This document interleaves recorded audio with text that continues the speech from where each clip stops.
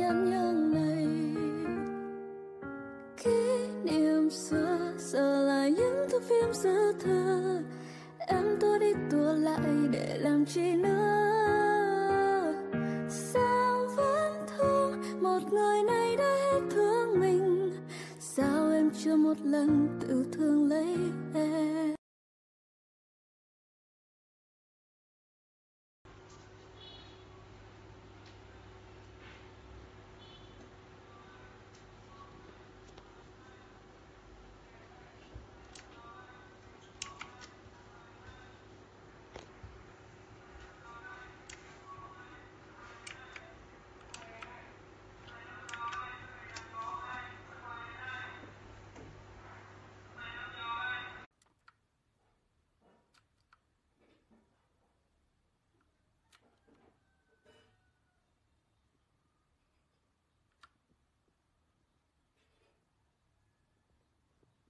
I am so upset.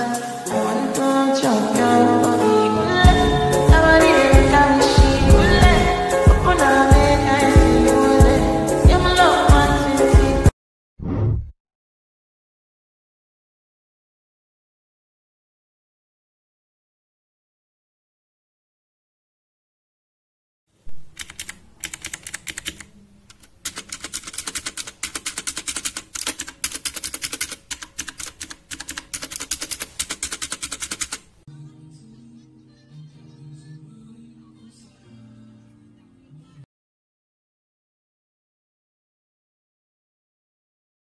Uy tín 248 về ạ.